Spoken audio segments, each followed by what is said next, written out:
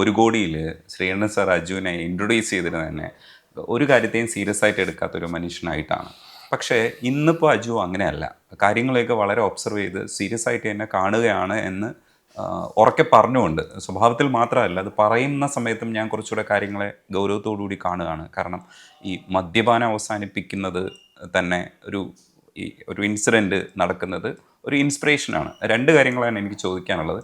അങ്ങനെ ഒരു മാറ്റം നടക്കുന്നത്, ഒന്ന് സിനിമ തന്നെ അതിന് സ്വാധീനിക്കുന്നു. വെള്ളം എന്ന് പറയുന്ന സിനിമ സ്വാധീനിക്കുന്നു. അതുകൊണ്ടാണ് വെള്ളമടി നിർത്തി എന്ന് പറയുന്നത് വലിയൊരു മെസ്സേജാണ്. കാരണം ഈ സിനിമ ഓഡിയൻസിനെ സ്വാധീനിക്കുമോ ഇല്ലേ എന്നൊക്കെ പറഞ്ഞ് സംസാരിക്കുന്ന സമയത്ത് ഇല്ല, സ്വാധീനിക്കുമെന്ന് ഒരു നടൻ തന്നെ പറയുമ്പോൾ കിട്ടുന്ന ഒരു സിനിമയ്ക്ക് കിട്ടുന്ന ഒരു ഉയർച്ചയും, അല്ലെങ്കിൽ സിനിമയെ ഫോക്കസ് ചെയ്യപ്പെടേണ്ടതുണ്ട് എന്ന് പറയുന്ന ഒരു സന്ദേശം അതിൻ്റെ ഉള്ളിൽ കിടപ്പുണ്ട്.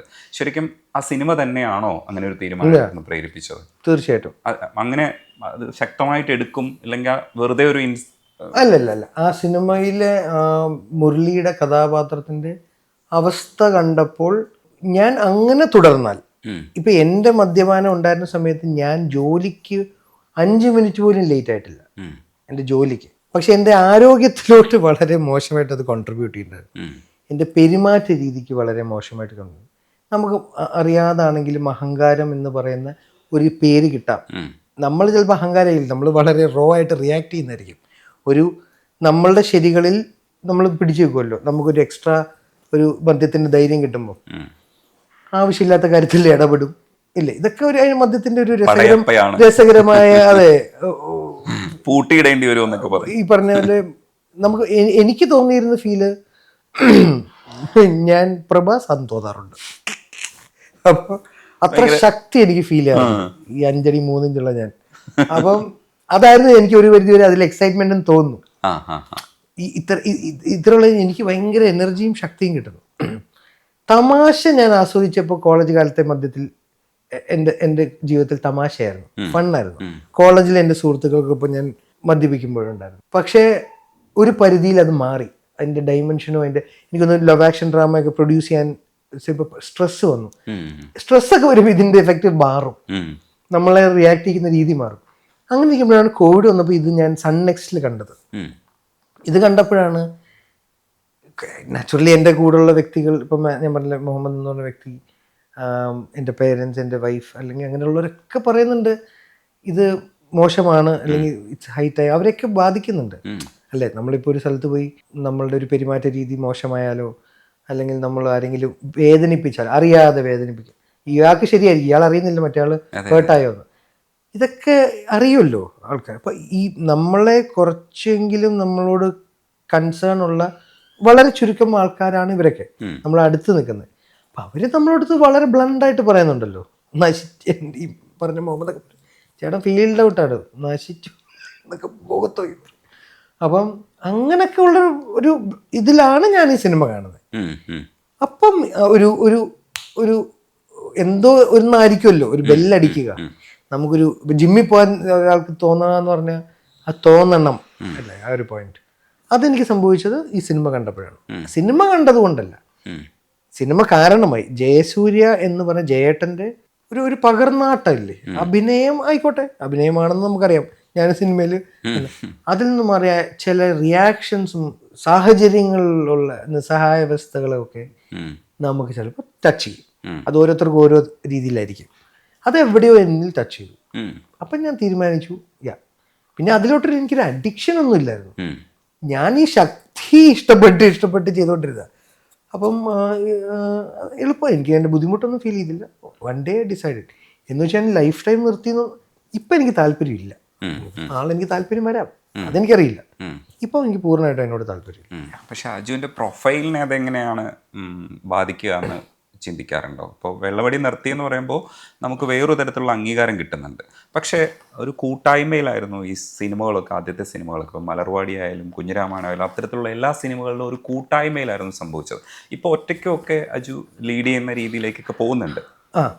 പക്ഷേ അല്ല, അന്ന് ഞാൻ ഒറ്റയ്ക്ക് മദ്യപിക്കാൻ ഇഷ്ടപ്പെട്ടിരുന്നു.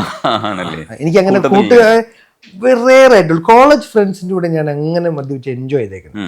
അവരൊക്കെ ഇന്നില്ലല്ലോ. അവരുടെ ആയിരുന്നു ഏറ്റവും നല്ല ഫൺ മദ്യപാനത്തിൻ്റെ. മറ്റേതൊക്കെ എപ്പോഴും ഞാൻ ഒന്ന് വിനീതും ഇവരും ഞാനും ഇങ്ങനെ ബേസിൽ ഇവരൊന്നും അടിക്കത്തില്ല. ഉം. ഇവരൊക്കെ വളരെ നല്ല മനുഷ്യർ. അപ്പോൾ എൻ്റെ കൂടെയുള്ള അലമ്പൻ ഞാൻ തന്നെ മാത്രമേ ഉള്ളൂ. ഉം. അപ്പം ഞാനെപ്പോഴും എൻ്റെ കാര്യം ഇപ്പം ഞാൻ ഇന്ന് ഓർക്കുന്നുണ്ട്, വിശാഖും ധ്യാനും ഞാനും കൂടെ ലവ് ആക്ഷൻ്റെ ഒരു യാത്ര കഴിഞ്ഞ് രാവിലെ എത്തി തിരുവനന്തപുരത്താന്ന് തോന്നുന്നു.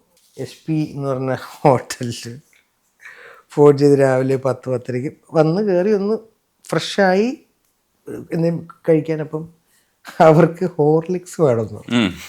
ഞാൻ രാവിലെ ചേട്ടാ 2 ഹോർലിക്സും 2 റമ്മും. അവരവിടെ വിചാരിച്ചു അതെന്ത് മിക്സാ,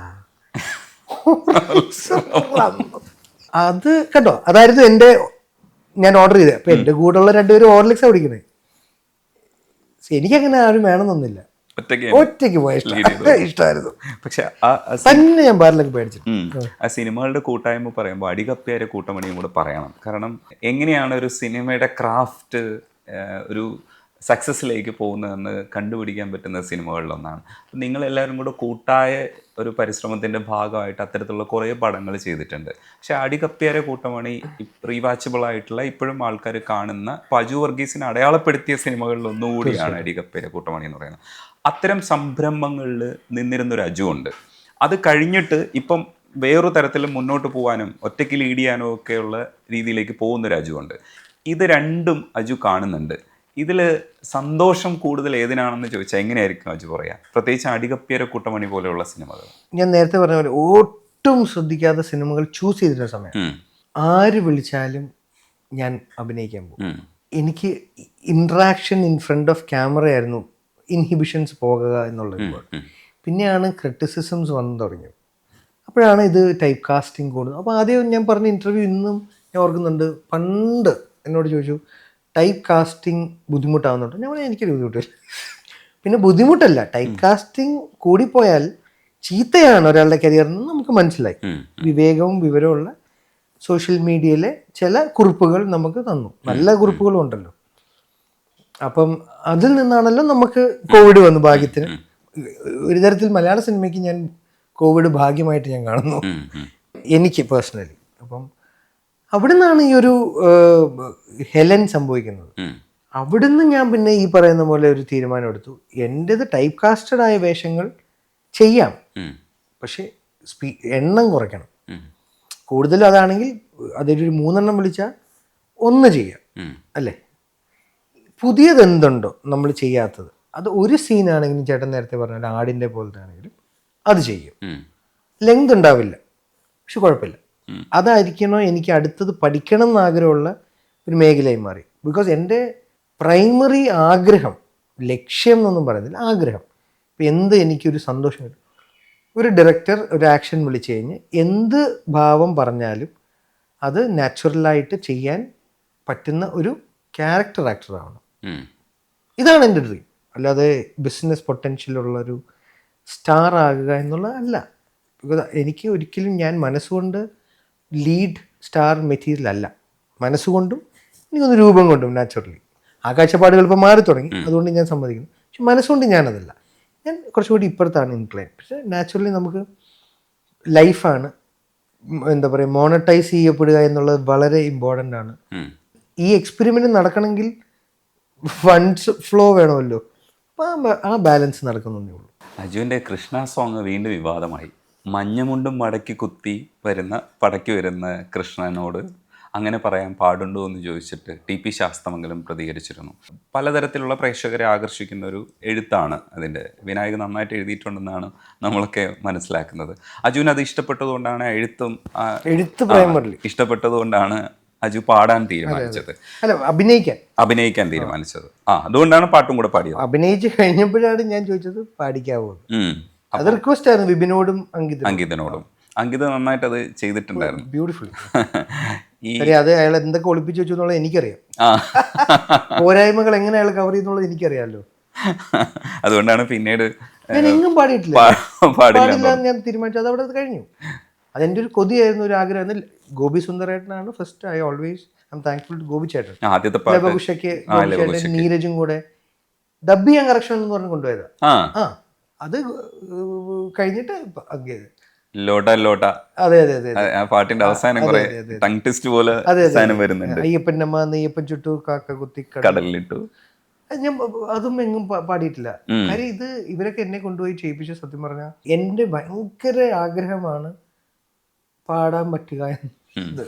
അത് നടക്കാത്തൊരാഗ്രഹമാണെന്ന് എനിക്ക് നന്നായി അറിയാം. എന്നാൽ അങ്ങനെയുള്ള ആഗ്രഹങ്ങളാണല്ലോ നമ്മൾ എന്നാ പിന്നൊന്ന് നടത്തണമല്ലോ. ഷാനിക്കടുത്ത് ചോദിക്കാത്തത്ര കാലമില്ല.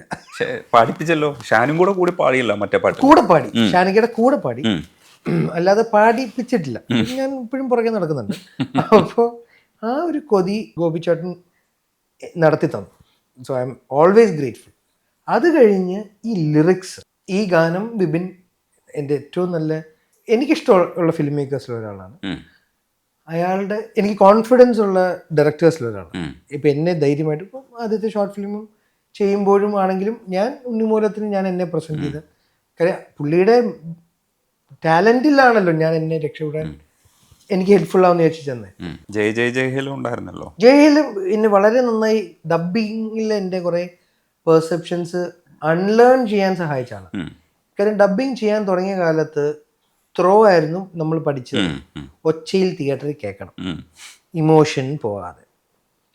കോവിഡൊക്കെ കഴിഞ്ഞ് വന്നപ്പോഴത്തേക്കും ഇമോഷൻ മതി, റൂമിൻ്റെ സാഹചര്യം മതി, റിയലിസ്റ്റിക് ആവണം. ഒരു സാധനം കഷ്ടപ്പെട്ട് പഠിച്ച് 10 വർഷം എടുത്തൊന്നും പഠിക്കാൻ പഠിച്ചു വന്നപ്പോഴത്തേക്ക് ഇതൊക്കെ ഇനി മാറ്റാൻ ഇത്, കാര്യം അത് ഭയങ്കര പാടാ. മൈൻഡിൻ്റെയും ബ്രെയിനും സൗണ്ടും കൂടെ ഒരുമിച്ച് ഇത് മൂന്നും കൂടെ സിങ്ക് ആവണമല്ലോ. സൗണ്ട് ഇമോഷണലി ക്രിയേറ്റഡ് ആവണമെങ്കിൽ അഭിനയിക്കുന്നതിനേക്കാൾ ടഫാന്ന് ഞാൻ വിശ്വസിക്കുന്നു. അത് ബിബിൻ എനിക്ക് ഹെൽപ്പ് ചെയ്തു. ജയഹേൽ ഒരുപാട് പുള്ളി അത് എന്നെ സഹായിച്ചു. ഞാൻ നേരത്തെ വിനീഷ് എന്ത് എന്നിൽ ആക്ടിങ്ങിൽ കൊണ്ടു, അത് അഹമ്മദ് എന്നെ പ്രോപ്പറായിട്ട് മെൻറ്റർ ചെയ്യിച്ചു. സോ അഹമ്മദാണ് അതിൻ്റെ വിനീഷ് തുടങ്ങിയ ഒരു കാര്യത്തിൻ്റെ ഔട്ട് പൂർണ്ണമായിട്ടും എടുത്തത്, കേരള ക്രൈം ഫയൽസ്. അപ്പോൾ അതുപോലെ ലിറിക്സ് വായിച്ചപ്പം ബിബിനോട് ഞാൻ പറഞ്ഞു, ആദ്യം ഞാൻ പറഞ്ഞു ചെയ്യുന്നില്ല എന്നുള്ള ഇതിലാണ് ഞാൻ നിന്നിരുന്നത്. അപ്പോൾ ബിബിനും പറഞ്ഞു പാട്ട് നല്ലതായിരിക്കും, ലിറിക്സ് ഞാൻ അയച്ചു തരാമെന്ന് പറഞ്ഞു. എനിക്ക് അയച്ചു തന്നെ ഞാൻ വായിച്ചപ്പോൾ എനിക്ക് ഭയങ്കര ഇഷ്ടമായി. ആ ലിറിക്സ് ഭയങ്കര കൊമേഴ്ഷ്യൽ സ്വഭാവമുണ്ട്. എന്നാൽ നമ്മൾ നോക്കുന്നത് എന്താ, കുട്ടികൾക്ക് ഇഷ്ടമാവും നാച്ചുറലി. പിന്നെ കൃഷ്ണ ലവേഴ്സ് വേൾഡ് ഓവറാണ്, എല്ലാവരും. ആ കുസൃതി എല്ലാവർക്കും ഇഷ്ടമാണ്. അപ്പോൾ റെപ്രസെന്റിങ് എ കുസൃതി ഇസ് നൈസ്. നല്ല രസമല്ലേ, കൃഷ്ണ കൃഷ്ണ കൃഷ്ണ അതെ, നല്ല ലൈൻസ് അല്ലേ. രാജുവിൻ്റെയും ബേസിലിൻ്റെയും സിനിമ ബിബിൻ. അപ്പം എല്ലാം ഉണ്ട്, റീച്ച് ആവേണ്ട കാര്യങ്ങളൊക്കെ ഉണ്ട്. ഇതാണ് സംഭവിച്ചത്. ബാക്കി പാടാൻ പോയി അങ്കിത് പറയിപ്പിച്ച് പാടി കഷ്ടപ്പെട്ട്, ഞാനല്ല അങ്കിത് കഷ്ടപ്പെട്ടു, പക്ഷെ അയാൾ കൂടെ നിന്നു. അപ്പോഴാണ് ഞാൻ ഇത് കണ്ടത്. കോൺട്രവേഴ്സിലോട്ട് വരികയാണെങ്കിൽ ഇദ്ദേഹം പറഞ്ഞ നിരൂപണം, ആക്ഷേപം, വ്യക്തിഹത്യ ചെയ്തൊക്കെ ആക്ഷേപമാണ്, ഒരിക്കലും യോജിക്കാൻ പറ്റില്ല. പ്രത്യേകിച്ച് വിനായക് ശശികുമാർ എന്ന് പറയുന്നത് കൃഷ്ണ എഴുതിയത് വെച്ച് മാത്രമൊന്നും അളക്കേണ്ട ഒരു വ്യക്തിയല്ല. അദ്ദേഹം മലയാള സിനിമയുടെ ലോട്ട് കോൺട്രിബ്യൂട്ട് ചെയ്തേക്കുന്നത് വളരെ നമുക്കറിയാം, പേരെടുത്ത് പോലും പറയേണ്ട കാര്യമില്ല. അടയാളപ്പെടുത്തിയ, അതെ, വ്യക്തമായി അടയാളപ്പെടുത്തിയ എഴുത്തുകാരിൽ ഒരാൾ തന്നെയാണ് അദ്ദേഹം. പിന്നെ അതിൽ പറഞ്ഞ വാദത്തിൽ എനിക്ക് അതിനോട് യോജിക്കാൻ പറ്റിയില്ല. ഞാൻ ചെറുപ്പം തൊട്ടേ കേട്ടിട്ടുള്ള കൊളോക്കിയൽ പര്യായ പദങ്ങളിൽ അമ്മാവനെ മാമനെന്നും നരസിംഹത്തിൽ പറയുന്ന പോലെ മാതുലനെന്നും ഒക്കെ വിളിക്കാം അല്ലേ. അപ്പോൾ മാമനൊന്നും തെറ്റല്ല. വടക്കൻ വീരഗാഥയുടെ ചന്തുവിനെ ഡെപ്പിക്ട് ചെയ്ത പോലെ അല്ലല്ലോ യഥാർത്ഥത്തിൽ, അല്ലേ. ചന്തു വടക്കൻ വീരഗാഥയിൽ പോസിറ്റീവും അല്ലാത്ത നെഗറ്റീവ് എന്നല്ലേ ഞാൻ അങ്ങനെ കേട്ടത്, അല്ലേ. രണ്ട് കഥകളിലും അല്ലേ. അത് ഒരു ഇമാജിനേഷൻ ആണല്ലോ, ഒരു ആർട്ടിസ്റ്റിന്റെ ഒരു ആർട്ട്. അത് റിസീവ് ചെയ്യുക. കൊമേഴ്ഷ്യൽ സിനിമയ്ക്ക് ഭൂരിപക്ഷത്തിന് എന്ത് ഇഷ്ടപ്പെടുന്നു അതാണല്ലോ വോട്ട്. നമ്മളുടെ ഡെമോക്രാറ്റിക് രാജ്യം ഡിപ്പെൻഡ് ചെയ്യുന്നത് തന്നെ അതിലാണ്, ഭൂരിപക്ഷ എന്ത്. നാച്ചുറലി ഞാൻ സിനിമയ്ക്ക്, അതാണ് സിനിമ 51 ആയാൽ ഐ എം ഹാപ്പി, 49 ആയാൽ അത് തോറ്റു. പിന്നെ എനിക്ക് തോന്നുന്നു അദ്ദേഹത്തിന് പിന്നെയും പറയാമായിരുന്നൊരു സാധനം ഉണ്ടായിരുന്നു. എനിക്ക് തോന്നിയിരുന്നത് അത് വാട്ട് എ ട്രാജഡി. അത് എന്തുകൊണ്ട് ഇംഗ്ലീഷിൽ ഉപയോഗിച്ചു എന്നുള്ളത് മേ ബി, അല്ലേ, നമുക്ക് ഒരു വാദത്തിന് വേണ്ടി ചോദിക്കായിരുന്നു. എന്തുകൊണ്ട് ഇത്രയും നല്ല ഇത് പോയതിൽ? അത് ഇപ്പോഴത്തെ വാദമല്ല. അല്ല, വാദത്തിന് വേണ്ടി ഒരു മലയാള ഗാനത്തിൽ ആ അമ്പലത്തിൽ വരെ വേണമെങ്കിൽ പ്ലേ ചെയ്യാൻ ക്വാളിറ്റി ഉള്ള അമ്പലം എന്ന് പറഞ്ഞാൽ അമ്പല പരിസരങ്ങളിൽ അല്ലേ, എനിക്ക് അങ്ങനെ അറിയില്ല, കടകളിലൊക്കെ പ്ലേ ചെയ്യാന്ന് ഒരു ഭക്തിഗാനം മൂഡും ഉണ്ട്, കൊമേഴ്ഷ്യൽ സ്വഭാവമുണ്ട്. ഉണ്ട്. അതിൽ ഇപ്പോൾ വോട്ട് ട്രാജഡി എന്തിന് പറയിപ്പിച്ചു എന്ന് ചോദിക്കാൻ വേണ്ടി നമുക്കൊരു ചോദ്യം ചോദിക്കാം. അല്ലാതെ ഞാൻ ഓൺ ചെയ്യുന്നു വിത്ത് ഓൾ ദറ്റ് ആ ലവ്. എനിക്ക് ആ ഗുരുവായൂർ അമ്പലത്തിലോടുള്ള റെസ്പെക്റ്റും ഈ പറഞ്ഞ എല്ലാ ഭക്തരുടെയും ഇഷ്ടവും ഞാൻ അതിലൂടെ റിസീവ് ചെയ്തിട്ടുണ്ട്. So I keep it very precious. അല്ല, കൃഷ്ണനെ നമ്മൾ കുറച്ചുകൂടെ കളിചിരിക്കൊക്കെ വേണ്ടി കട്ട് തിന്നുന്നു, വെണ്ണ അല്ലേ, കുസൃതി ചെയ്യുന്നു, ഡ്രസ്സ് എടുത്തോണ്ട് പോകുന്നു, ഗോപികമാർ ചേല കെട്ടു എന്നുള്ള. അപ്പൊ അതൊക്കെ ചെയ്യുന്നത് എന്ന് പറയുന്നത് പുള്ളി വളരെ നമുക്ക് ഭയങ്കര ഒരു വേറൊരു ആംഗിളിൽ ഇപ്പം നമുക്ക് നോർത്ത് 24 കാലത്തിലെ ഫഹദ് ആയിട്ട് കമ്പയർ ചെയ്യാൻ പറ്റുമോ? അത് പറ്റില്ലല്ലോ. നമുക്ക് പറഞ്ഞ ഒരു കുസൃതിയൊക്കെ ചെയ്തല്ലേ ആളായിട്ടുണ്ട് പറ്റും. അപ്പം ഈ വസന്തം ഒന്ന് സ്വന്തമായിട്ട് അടയാളപ്പെടുത്തുമ്പോഴും സത്യത്തിൽ പ്രോഗ്രസീവ് ആയിട്ടുള്ള പല കാര്യങ്ങളും പറയാൻ ശ്രമിക്കുന്ന ഒരു അജുവാണുള്ളത്.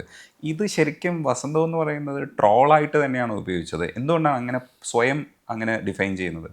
എനിക്കിപ്പോഴത്തെ ജാർഗൻസ് അറിയില്ല, ഇപ്പോഴത്തെ യൂസേജ് ഓഫ് വേർഡ്സ് ഒന്നും അറിയില്ല.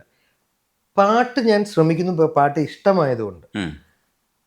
അല്ലാതെ പല കാര്യങ്ങളിലും ഇപ്പോൾ ഡ്രസ്സിങ് എനിക്കറിയില്ല, എന്താണ് ട്രെൻഡ്. ഞാൻ കംഫർട്ടിൻ്റെ ആളാണ്. പണ്ട് തൊട്ടേ അലക്കി തേച്ച വസ്ത്രം അതേ ഉള്ളൂ. എനിക്ക് ബുദ്ധിമുട്ടാകുന്ന രീതിക്ക് ഒരുങ്ങുക എന്നുള്ള എനിക്ക് ബുദ്ധിമുട്ടാണ്. ഞാൻ ഡ്രസ്സിന് നോക്കേണ്ട അവസ്ഥ വരരുത്. വാച്ച് ഇതിപ്പോൾ ഒരു ഫങ്ഷൻ ഷോ ആയതുകൊണ്ട് ഒരു ഓർണമെന്റ് ആയിട്ട് ചെയ്യാം, അല്ലാതെ ബുദ്ധിമുട്ടാണ്. അങ്ങനെ കുറെ കംഫേർട്ടിൽ നിൽക്കുന്ന ഒരാളാണ്. ഇന്നത്തെ ഒരു ഗ്ലാമിലോ അല്ലെങ്കിൽ ഒരു വൈബ്രന്റ് ഒരു അപ്പീൽ കൊടുക്കാനുള്ള ശ്രമങ്ങൾ ഉണ്ടാവില്ല. അപ്പൊ അതൊക്കെ ഒരു ഏജിങ്ങിന്റെ ലക്ഷണങ്ങളാണ്. അത് വസന്തത്തിന്റെ ലക്ഷണമാണ്. ഞാൻ ഇന്നലെയോ മിനിഞ്ഞാന്നോ വണ്ടി വരുമ്പം കഴിഞ്ഞ ഒരാഴ്ചയായിട്ട് ഞാനത് ആലോചിച്ചു. പഴയ രാജാ സാറിന്റെ തമിഴ് പാട്ടുകളാണ്, ഒരു 80s best golden period of Tamil സിനിമയുടെ പാട്ടുകളുടെ.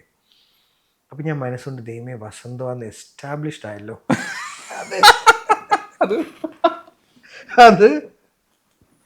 അതുകൊണ്ട് പക്ഷെ ഞാനതില് അഭിമാനിക്കുന്നു. അല്ല, വസന്തം അല്ല സത്യത്തില്.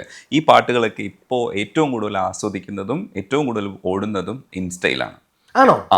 അതായത് ഈ പഴയ പാട്ടുകൾ എന്ന് നമ്മൾ വിചാരിക്കുന്ന പല പാട്ടുകളും ഇൻസ്റ്റയില് അതിപ്പോ കൂടുതൽ വ്യൂവർഷിപ്പ് നേടി വരുന്ന ഒരു കാലഘട്ടവും. ക്വാളിറ്റി ഒരിക്കലും പോവില്ല അല്ലേ? എത്രയൊക്കെ ആണെങ്കിലും സ്വർണം അതിൻ്റെ എന്താ പറയുക പരിശുദ്ധിയോടെ അതിൻ്റെ ഗ്ലോയോടെ തന്നെ വരുമല്ലോ. ഗോൾഡ് ആണല്ലോ അതൊക്കെ. ഇപ്പൊ ഹ്യൂമറിൽ ഫോർ എക്സാമ്പിൾ ഞാൻ കൺഫ്യൂസ്ഡ് ആയിട്ടിരിക്കുന്ന ഒരു കാര്യമാണ്. ഒരു പരിധിവരെ സീരിയസ് വേഷം കൂടുതലും പിക്ക് ചെയ്യുന്നത് അതുകൊണ്ടാണ്. ഇപ്പോഴത്തെ അറിയില്ല ഹ്യൂമറിൽ ഏതാണ് വർക്കാവുന്നതെന്ന്, ജഡ്ജ്മെന്റ് ഇല്ല. ഞാനൊക്കെ നോക്കിക്കണ്ട ബെസ്റ്റ് ഹ്യൂമർ പടങ്ങൾ പ്രിയദർശൻ സാർ, ശ്രീനിവാസൻ സാർ, സിദ്ദിഖ് ലാൽ സാർമാരുടെയാണ്. അതിൽ നമുക്ക് wide range of actors, Jagathy ചേട്ടൻ, ഉർവശി ചേച്ചി, മാളച്ചേട്ടൻ, ചേട്ടൻ, ഇന്നസെന്റ് ചേട്ടൻ, ഈ ലിസ്റ്റ് നമുക്കറിയാം. ജനാർദ്ദൻ ചേട്ടൻ, അതാണ് നമ്മൾ നോക്കിക്കണ്ട ഹ്യൂമറിന്റെ. ജഗദീഷ് ചേട്ടൻ. പിന്നെ അതിൽ നിന്നാണ് നമ്മൾ പഠിക്കുന്നത്. നമ്മൾ ഇവരെ പോലെങ്കിലും ഒക്കെ ഒന്ന് എപ്പോഴെങ്കിലും ഒക്കെ ചെയ്യാൻ പറ്റുന്ന കൊതി അല്ലേ?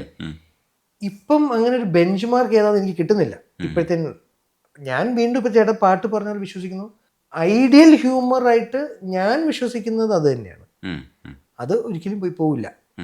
വളരെ സിമ്പിളായിട്ട് ഇപ്പം വന്ദനത്തില് നീ പോലീസ് എന്ത് പിടിച്ചില്ലേ, അതൊക്കെ ഹ്യൂമർ ഉണ്ടോ ചോദിച്ചാൽ ഇല്ല.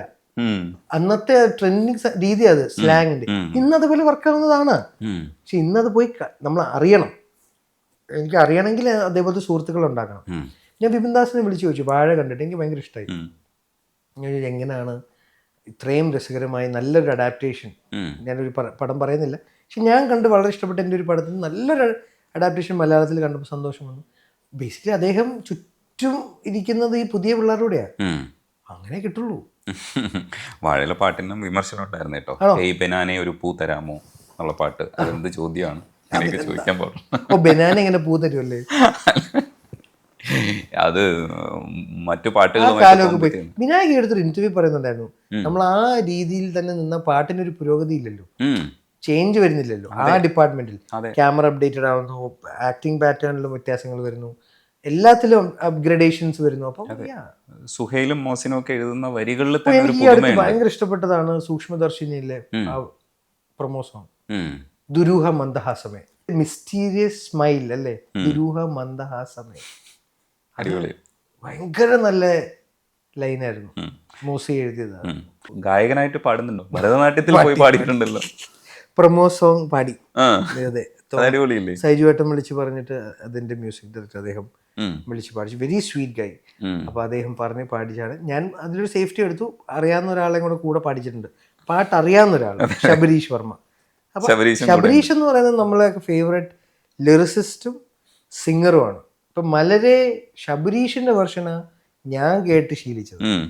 വടക്കൻ സെൽഫി ചെയ്യുമ്പോൾ നിവിൻ കാരവനിലെ സ്പീക്കറിൽ പ്ലേ ചെയ്യുന്നത് ട്രാക്ക് ശബരീഷ് പാടിയതാണ്. ഉം. അത് സിനിമ ഇറങ്ങുന്നതിൻ്റെ ഒരു 6 മാസമോ 8 മാസമോ മുന്നേ തൊട്ട് ഞങ്ങൾ കേൾക്കുന്നത് ശബരീഷിൻ്റെ വേർഷനാണ്. ഉം. സോ മലരെ വിജയേട്ടൻ്റെ വേർഷൻ ഒട്ടും കുറവില്ല, ഉം. എന്നാലും ആദ്യം കേൾക്കുന്ന ഒരു ഇമ്പ്രഷൻ എനിക്ക് ശബരീഷിൻ്റെ. സോ ഞാൻ അയാളുടെ വലിയൊരു ഫാനാണ്. അങ്ങനെ അയാളുള്ളതുകൊണ്ട് ഞാൻ പറഞ്ഞു ധൈര്യമായിട്ട് ഞാൻ വരാമെന്ന് പറഞ്ഞ് പോയതാണ്. ജഗതി ചേട്ടൻ പിസ്ത സോങ് ശബരീഷ് എഴുതിയാണ് നമ്മളൊക്കെ ഒരു വീണ്ടും ആവർത്തിക്കുന്നത്. ഒരു തലമുറ ഫുൾ അറിഞ്ഞത് അങ്ങനല്ലേ, ആ സീൻ കണ്ടിട്ടില്ലാത്ത എത്രയോ പേരുണ്ട്. അതെ. പോപ്പ് കൾച്ചറിന്റെ ഒരു ഭാഗം തന്നെ അതല്ലേ. ഉം. അന്നത്തെ ഒരു കാര്യം ഇന്ന് ഓർക്കുന്നത് ഇന്നത്തെ ഒരാളുടെ കോൺട്രിബ്യൂഷനിലൂടെ ആവുക എന്ന് പറയുന്നത് അത് അടിപൊളി ബ്ലെൻഡിങ് ആണ്.